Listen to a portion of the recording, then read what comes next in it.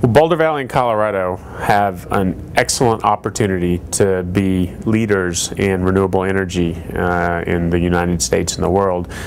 We come blessed with world-class university, national labs, and particularly the National Renewable Energy Laboratory. So we have a foot up, if you will, already on a lot of other locations.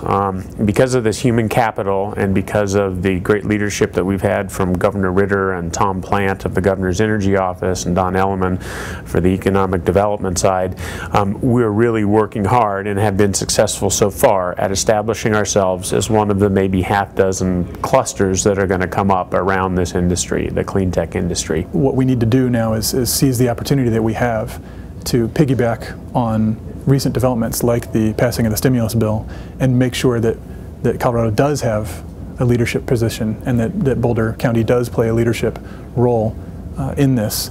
But whether or not that's going to happen, I think time will tell. In the next 6 to 12 months, we have to be having the discussion about a national energy policy and getting all industries together and combining their innovation and their thought processes to coming up with a cogent national energy policy is critical. It wasn't like we just had an energy challenge and a climate challenge because of a big financial crisis. These are things that have been building up for a long time, and part of this crisis has actually put this more into focus. What we see from our company is CFOs, CEOs, executives at potential clients around the US saying, why are we sitting here waiting for something to happen? We have to participate, and we have to participate now. So I think over the next year you'll see a lot more companies jumping in and saying, we want to be leaders, we don't want to be following on this. I think the renewable energy industry is going to be in a strong position in 6 months to a year.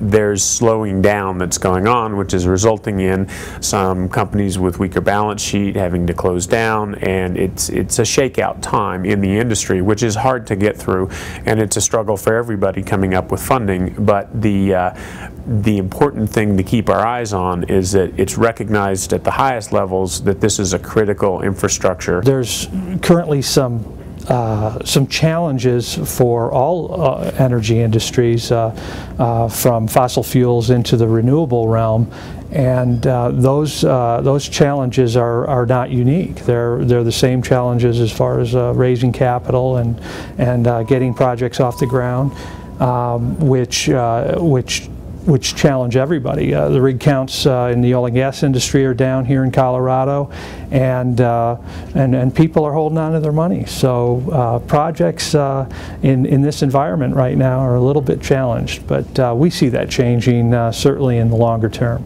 It's a tough time to raise money right now, and again, the stimulus bill is really helping with that because it's putting research dollars into the pipeline, and it's putting access to what used to be a tax equity credit is now becoming a grant credit of 30% for renewable energy.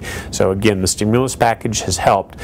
But fundraising is difficult. VCs have maintained some investment, but the private investors typically have backed off quite a bit, and the terms that the VCs are asking for are more stiff for the entrepreneur than they used to be as a result of the difficulty raising money. I think that renewable energy is going to be one of the most exciting and most important and fastest growing industries of the 21st century, and I think that with the stimulus bill kind of kicking it off with a huge step in the right direction, I think within 6 to 12 months we are going to see a booming renewable energy industry. When the economic downturn became apparent about 6 months ago, a lot of our customers changed their forecasts and weren't predicting having a profit anymore. Well, you have to have a tax liability.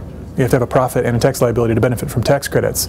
So one of the things that this stimulus bill does is it changes that 30% tax credit into a 30% grant. Now it opens up the market for who can benefit from that 30% incentive for getting a solar system, and that has caused all of our commercial projects, dozens of them, that have been on hold for the past 6 months. It has caused them to get the ball rolling again and start moving forward again. And so that's going to mean all the difference in the world for us. At Cool Energy, we're an early stage technology development company, and we've come through a couple years of bringing our technology forward, and we're at the stage we're ready to do deployments. And so there's two potential sources that the stimulus may help us. One is through the research and development funds that are coming through the DOE and the National Science Foundation, and the other is through the Governor's Energy Office. In particular, next month there's going to be a call for shovel-ready projects to be proposed, and we have an installation of our first pilot system teed up and ready to go at the University of Colorado, so we intend to apply for